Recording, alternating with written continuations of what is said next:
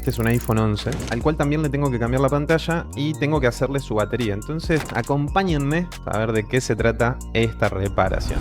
Retiramos el integrado de la pantalla original a unos 390 grados y no mucho aire. Y con la espátula simplemente lo vamos a retirar. Colocamos nuestro integrado en el pequeño soporte Scouting a 350 grados y nuestra estación de aire caliente a 250 grados. Eso era lo que yo les venía explicando.